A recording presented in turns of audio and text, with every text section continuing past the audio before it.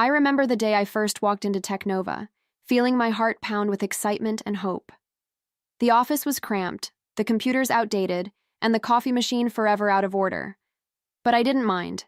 I signed on for meager pay, often late, convinced I was part of something bigger than myself. That belief fueled me through sleepless nights and endless checklists. I poured my energy into every task, writing lines of code, troubleshooting bugs, pitching new ideas. Even with doubt tugging at the back of my mind, I couldn't help but feel a spark of pride in what we were building. In those early days, I survived on takeaway meals and the occasional encouraging smile from colleagues. Sharing jokes about our overworked schedules, we formed an unspoken bond, united by impossible deadlines. Sometimes I'd catch myself dreaming of the grand unveiling, when Technova would finally make its mark. Those dreams pushed me onward, reminding me to ignore the fact that paychecks barely covered my bills. I kept repeating to myself, "This is what loyalty looks like. This is how greatness starts." And yet, beneath my optimism, I felt a quiet ache, wondering if I was making a mistake. There were moments when I'd pull an all-nighter, only to see the sunrise through the office windows.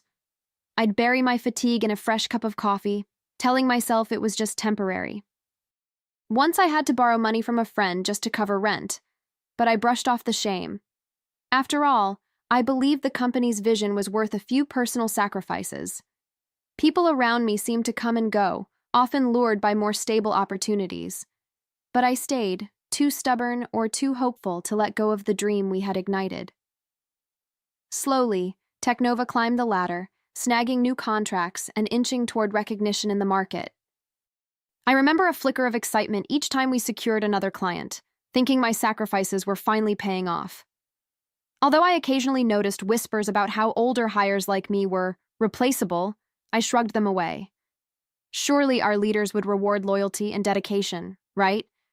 So I pressed forward, believing that my role was secure, that I was more than just a cog in their machine. Little did I know that my faith was about to be tested in the most brutal way possible. I remember one chilly morning when the heater broke, and the office felt like an icebox. My breath turned into faint clouds as I typed lines of code, shivering in my thin sweater. Despite the discomfort, I felt a surge of pride knowing we were all in this together. It reminded me of my childhood home, where we layered blankets because the furnace was ancient. That shared struggle forged bonds among us. There was a sense we were fighting for something real. Even in that bitter cold, I believed the warmth of success would soon envelop us all.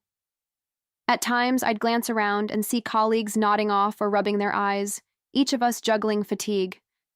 We'd compensate with a never-ending supply of instant coffee and those stale vending machine snacks. People laughed about living on caffeine and hope, but deep down, we were all pretty anxious. During lunch breaks, we'd gather in the break room, half eating, half venting about the uphill battle. I'll never forget the way we'd encourage each other, promising that every sacrifice would pay off. Back then, I truly believed our loyalty would be met with appreciation and respect. As Technova started gaining traction, outsiders began to marvel at our sudden success. They didn't see the weekends we skipped, the birthdays we missed, or the paychecks that arrived late. But I saw it all, felt it all, and let it fuel my determination to stay the course. Looking back, I was so naive, clinging to the idea that leadership recognized my devotion. I'd lie awake at night, recalling stories of my grandfather who toiled in a factory for decades without thanks. I promised myself I'd never be taken for granted like that. Yet there I was, on the same track. Still, every small victory lit a spark in my heart, like when we sealed a deal with a major client. That deal meant the possibility of actual raises, of real growth, and I thought it signaled a turning point. I took a moment to celebrate in my own quiet way, allowing myself a slice of optimism. In the back of my mind, a little voice whispered doubts, but I pushed it aside. I convinced myself that hard work never goes unnoticed, that eventually we'd share in the rewards. Little did I realize, a storm was brewing, one that would test every ounce of my faith in Technova. One evening, as I left the office under flickering fluorescent lights, I felt an unexpected chill in my chest. It wasn't just exhaustion from another 14-hour day, it was a strange heaviness. I tried to shake it off by reminding myself of our recent progress, the new deals inked. but something about the dismissive looks on some managers' faces made me uneasy. They seemed more eager to impress investors than to recognize people like me. Still, I clung to my belief that dedication would someday outweigh short-term profits. I recall a pivotal moment during a big presentation, where I poured my heart into showcasing our latest project. Despite weeks of preparation, I barely received a nod of acknowledgement from the execs. They quickly turned the spotlight on a fresh recruit, someone they said would bring in new blood. I felt a sting of jealousy and hurt, but I pushed it down, telling myself I was just overreacting. That night, I stared at my reflection in the train window, wondering if my efforts were being overlooked. Yet I convinced myself one more time that my loyalty would eventually shine through. Over time, the gossip around the water cooler became harder to ignore, hinting at layoffs or performance reevaluations. Rumors swirled about the company wanting to streamline costs, focusing on innovative talent. I caught my breath every time I heard such talk, but I tried to stay positive. After all, I had given Technova the best years of my life. Surely they wouldn't cast me aside now. I told myself that all the years of unpaid overtime and unwavering support had to count for something. Little did I know how soon I'd be forced to confront the harsh reality behind those rumors. Late one night, after finalizing a critical project, I sat alone in the dim office, my eyes aching from the screen's glare. A wave of nostalgia swept over me, and I recalled the scrappy, hopeful days when we were just a small team. Back then, I had pictured this very moment differently, imagining cheers and collective relief. Instead, I felt a growing unease, like a shadow creeping closer no matter how hard I tried to ignore it. I sensed that everything I had built here was more fragile than I dared admit, and as I closed my laptop, I had no clue how dramatically my world was about to shift. I can still feel the flutter of nerves that gripped me when my manager summoned me to his office. For days, rumors had circulated about a reshuffle, but I kept telling myself I had nothing to fear. I'd given Technova years of my life, so I walked in with a smile, expecting maybe a promotion or a raise. The room felt oddly cold, and I noticed the VP of HR seated in the corner, eyes focused on a laptop.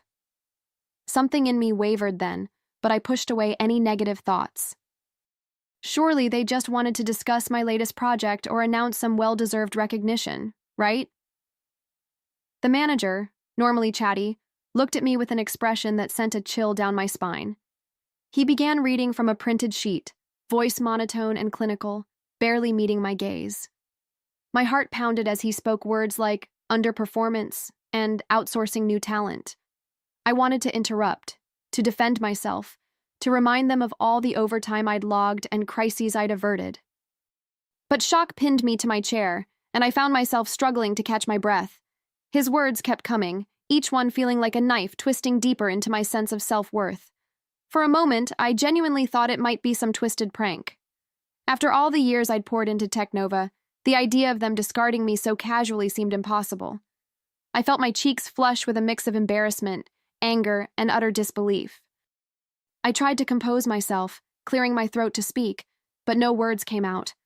They hammered me with corporate jargon, performance realignment, new strategic directions, like it was a script. My mind raced, reeling from the crushing realization that I was nothing more than a statistic to them. Before I could process it fully, the HR rep slid a severance agreement across the table, eyes cold as steel. I tried to protest, but she just tapped her pen, directing my attention to some small print. A wave of humiliation washed over me, knowing I'd be escorted out like a potential threat. All those memories, late nights, missed family events, the unwavering loyalty, rushed through my head. This was the thanks I got. A scripted farewell and a handshake that felt more like a slap in the face. And right then, something inside me began to crack, as I realized my faith in Technova had been tragically misplaced. Leaving that office felt like a walk through a fog, every step heavy with disbelief. I clutched the severance papers, my mind replaying their cold words over and over. Outside, the bright hallway lights felt harsh against my eyes, amplifying my sense of exposure. A security guard hovered nearby, waiting to guide me out like I was some sort of criminal. I swallowed hard, trying to keep my composure, but my throat was too tight for comfort. All I could think was, After all these years, this is how they choose to remember me. As I approached my desk, coworkers peered at me with sympathy or confusion, unsure of what had transpired. A few hurried over, asking if everything was all right, and I mustered a shaky smile. I wanted to scream, to tell them how disposable the company had made me feel. Instead, I just gathered my personal items, photos of family, a mug with an inspirational quote.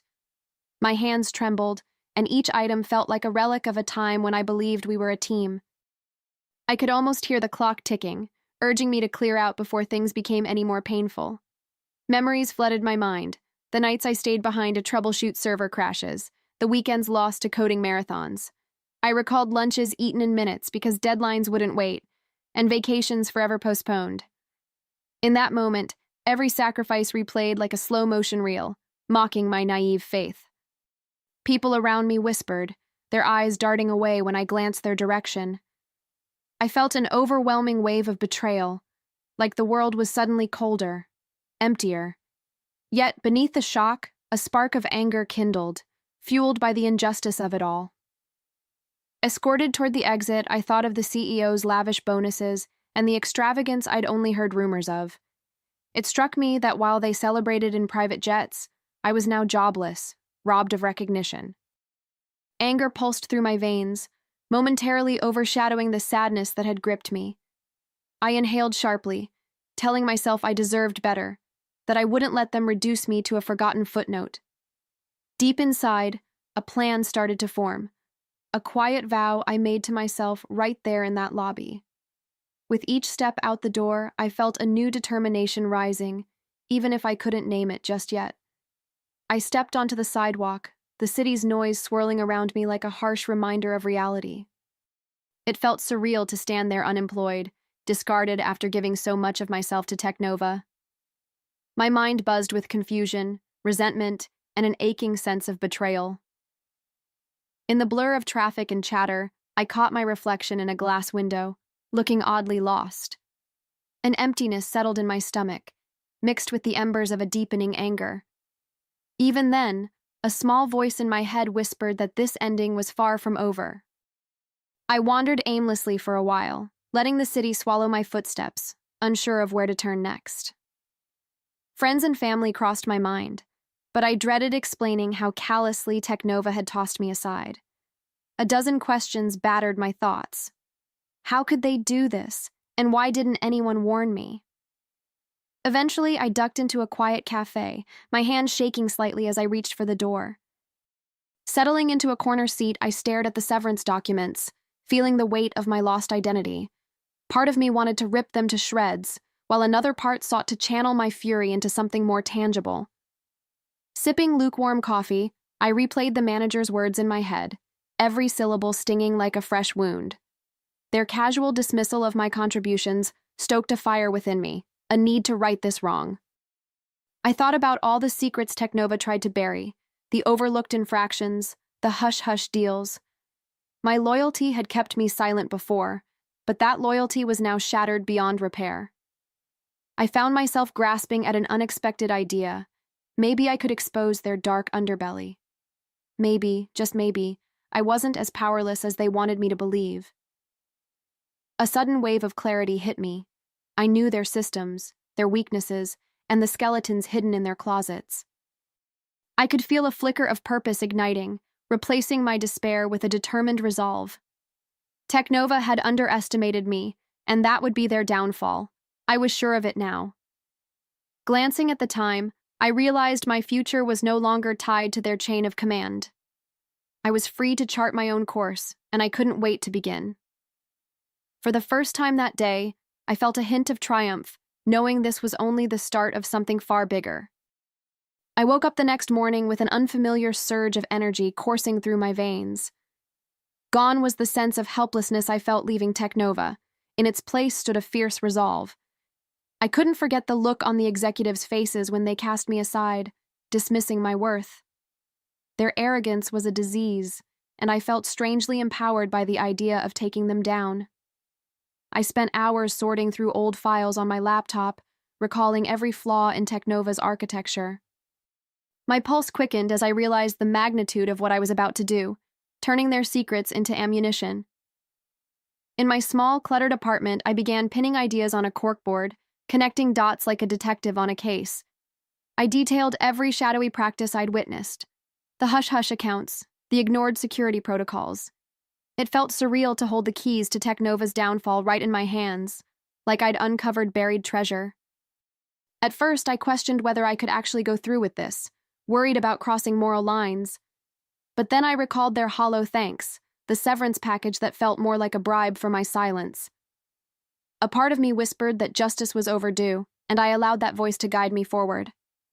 Determined not to act on impulse, I reached out to a few former colleagues, those who had been burned before me. Through encrypted emails and discreet phone calls, we pieced together a fuller picture of Technova's rot. Some were reluctant at first, afraid of legal repercussions or plain old corporate intimidation. I couldn't blame them. We'd all been conditioned to remain loyal, believing our day of reward would come. Yet, the more we talked, the more we realized that unity could shield us from Technova's ruthless tactics. The seeds of an alliance were planted, promising to unearth every dirty secret the company fought to conceal. Each new snippet of information felt like a step closer to redemption, a path to reclaiming our dignity. I compiled spreadsheets of fraudulent spending, stashed away under misleading budget labels. I uncovered data breach cover-ups, times they'd silenced employees who dared to speak out. Every revelation fired me up, reminding me of the nights I spent protecting this place while it thrived on deception. I began to see how easily Technova had exploited our loyalty to tighten its grip on success. It was time to show them they'd made a grave mistake in underestimating those they once called disposable. I started mapping out Technova's vulnerabilities, recalling every late-night conversation and frantic crisis meeting. All those times I'd been told to keep quiet or not rock the boat now felt like a goldmine of evidence. I compiled emails, text messages, and voice notes, threads that hinted at the bigger story behind Technova's facade. It amazed me how much dirt I'd inadvertently collected just by being the go-to person in emergencies. Each time I unearthed a new piece of corruption, I felt a jolt of vindication course through me. I realized that every shred of loyalty they exploited was about to become a weapon in my hands. To stay under the radar, I used burner phones and encrypted chat apps, always careful about digital footprints. Trust was a fragile thing now, so I kept my circle small. Only those I knew had nothing left to lose. Some nights I barely slept, consumed by spreadsheets and cryptic references that led to hidden transactions. I learned to spot patterns, money funneled into suspicious shell companies, projects that disappeared into black holes. It felt like piecing together a massive puzzle, and with each connection made, my confidence grew. I knew that once we struck, we'd have enough proof to bring Technova to its knees. Memories of the day I was fired fueled my resolve. The echo of that cold, dismissive meeting room kept me going. I couldn't help picturing the executives' faces when these documents eventually came to light. Would they feign ignorance? Would they attempt to buy their way out, just as they'd always done? The thought both angered and excited me, pushing me to dig deeper, to find airtight evidence. I wanted there to be no escape routes, no pathetic excuses for them to hide behind. If they thought I was just another disposable employee, I'd show them how wrong they were. Meanwhile, I started sending out feelers to potential allies in rival companies, curious if they'd be interested in my skills. I figured the best way to hit Technova was twofold: expose their sins and bolster the competition. A few hushed conversations gave me hope that my future might not be as uncertain as I'd feared. Perhaps I'd land on my feet, stronger than ever, once the dust from Technova's downfall settled. Still, I refused to lose sight of my main objective. They had to be held accountable for their betrayals. And with every passing day, my plan grew more concrete, inching closer to the strike that could topple an empire. I remember one late-night conversation with a former colleague who'd been laid off even before me. He confessed that he'd once tried reporting Technova's unethical practices, only to be silenced with legal threats. Hearing his story made my blood boil. It only reinforced my mission to bring them down. I jotted down every detail he shared, recognizing patterns that matched my own discoveries. It struck me how systematically Technova had manipulated and disposed of those who dared to speak up. Yet for every intimidation tactic they'd used, we now possessed another piece of the puzzle against them. Piecing all this information together felt like constructing a labyrinth, with Technova at the center. Every twist and turn revealed another skeleton hidden behind their polished corporate image. I almost admired the audacity with which they'd swept their transgressions under the rug. Almost. But admiration morphed quickly into determination, because I saw how it had ruined lives and careers. A close friend recalled how they'd been coerced into signing a gag order to keep their severance. I couldn't let that kind of exploitation continue. It was time for a reckoning. One by one, more voices joined the cause, people who had no reason to fear Technova anymore. It was like a floodgate opening, each story more appalling than the last, painting a grim pattern of abuse.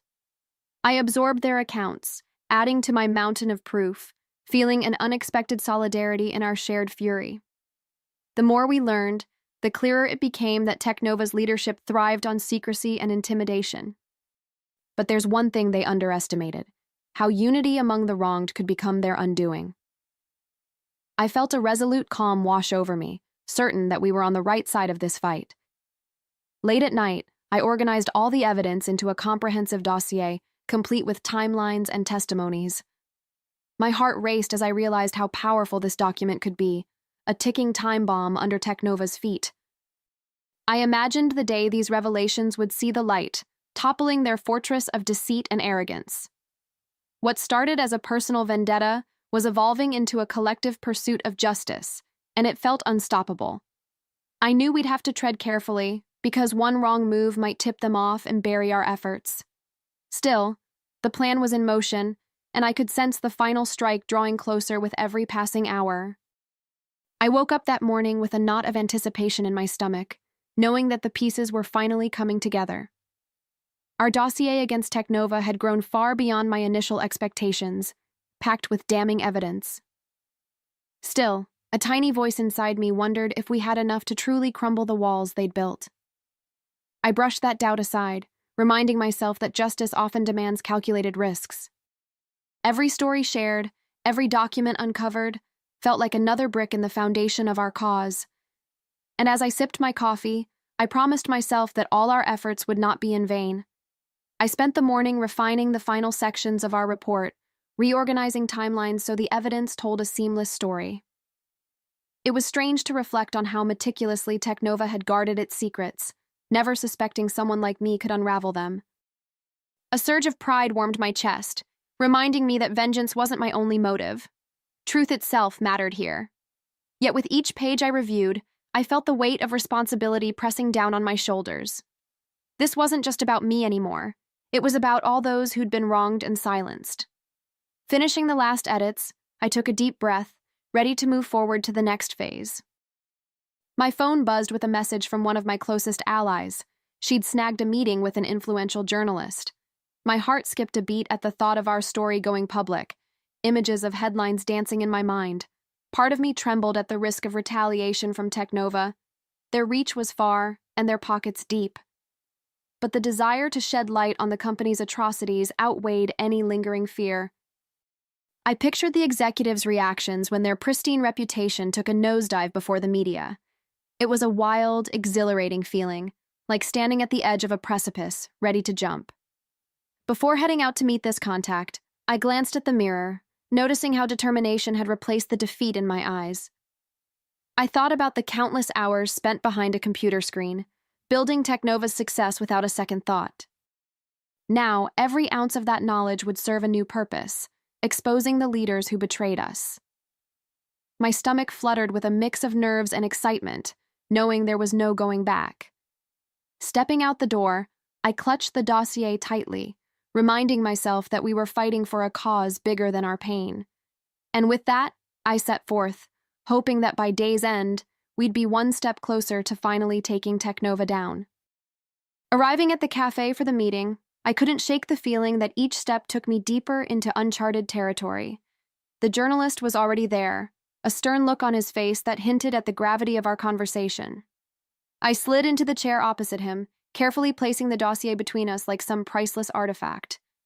My hands trembled slightly, but I reminded myself of the countless people whose stories hinged on this moment. He asked me to summarize our evidence, and I felt a wave of emotion tightening my throat. Still, I pressed on, recounting Technova's darkest secrets, determined that every word would hit its mark.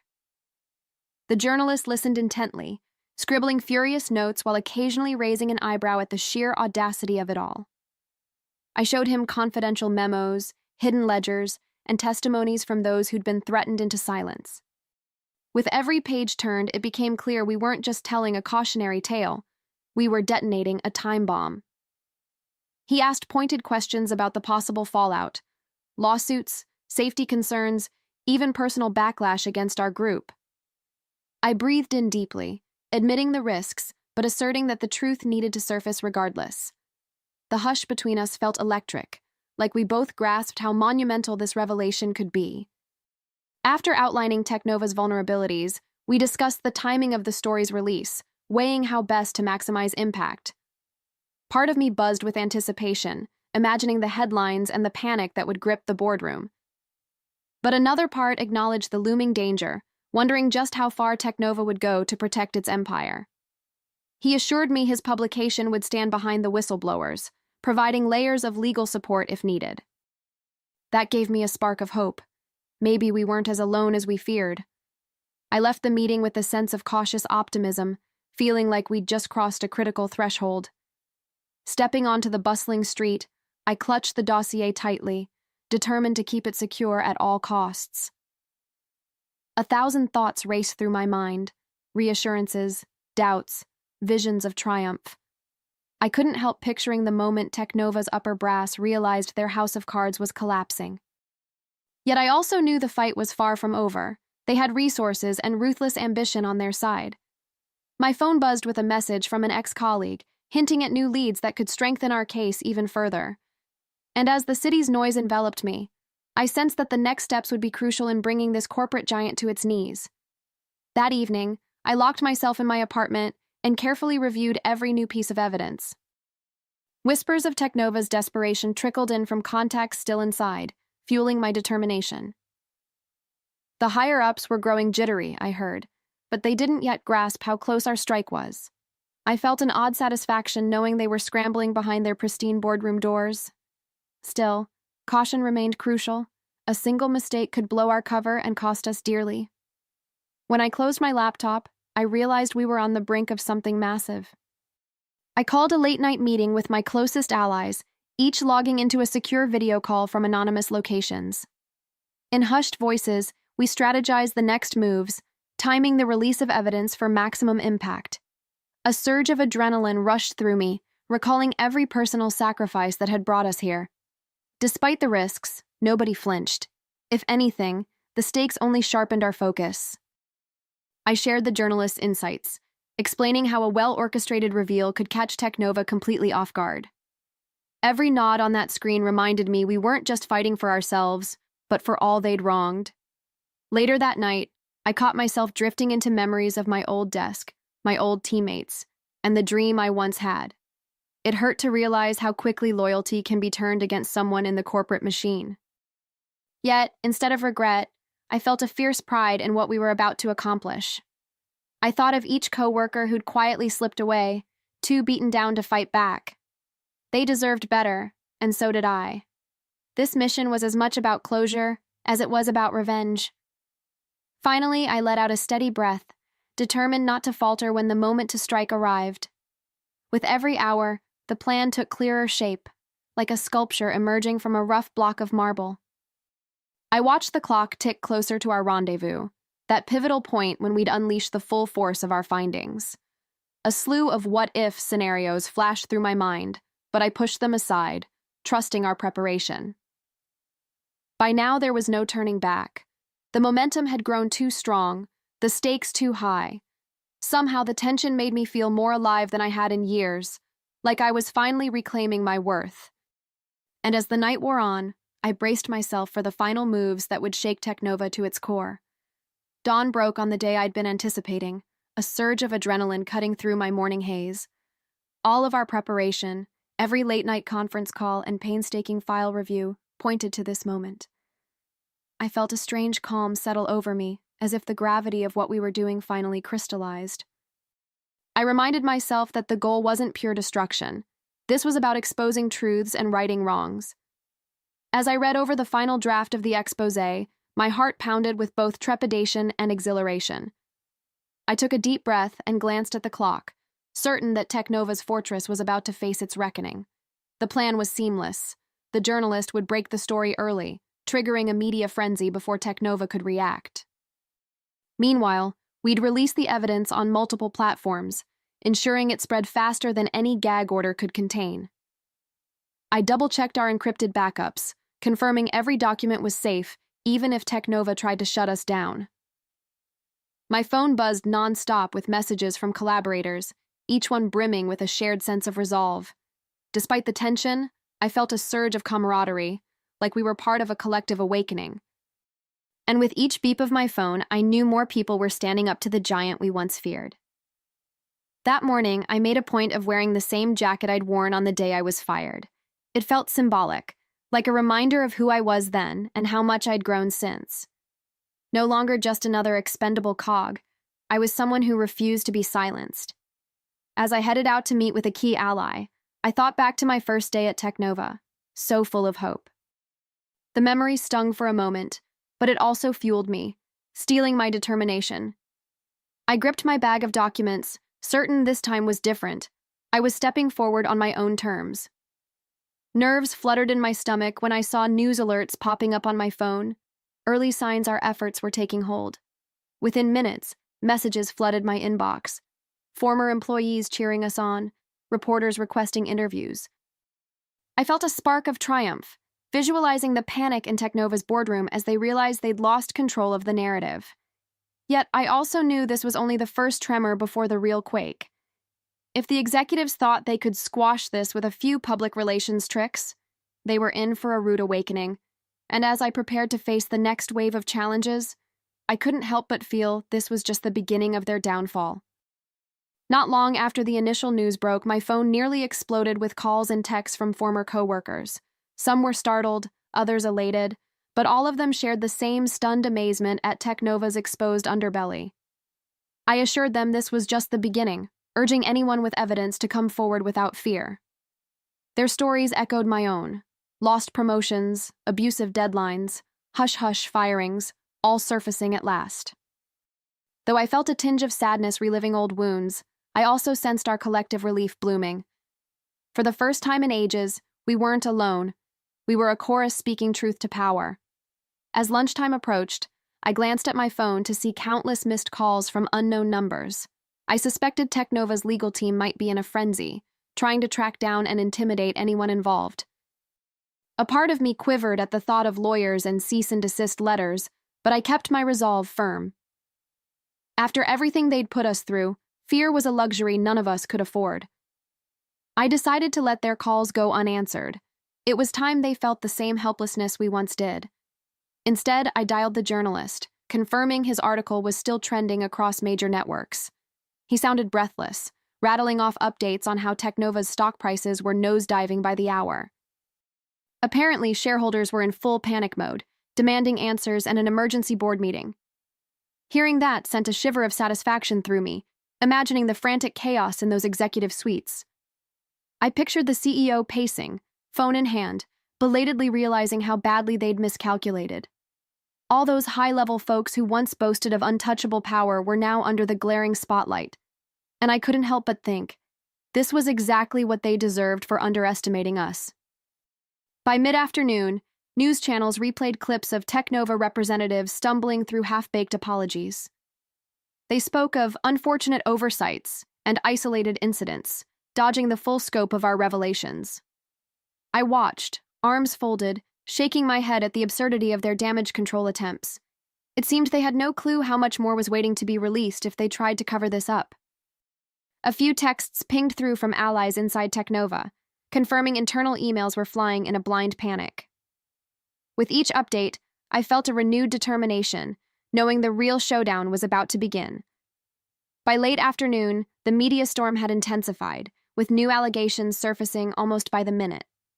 I heard rumors that Technova's board was split, some pushing for full transparency, while others clung to denial.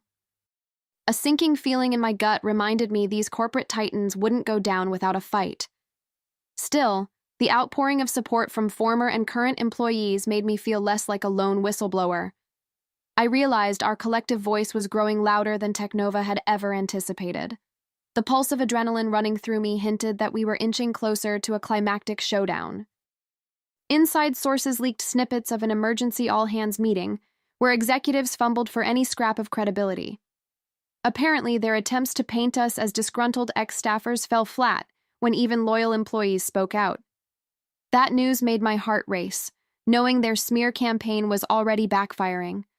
I couldn't help imagining the CEO's face as revelation after revelation undermined his carefully crafted persona. A sly grin tugged at my lips, recalling how he'd once dismissed me with barely a glance. Now, the company he'd lorded over was struggling under the weight of our collective truths.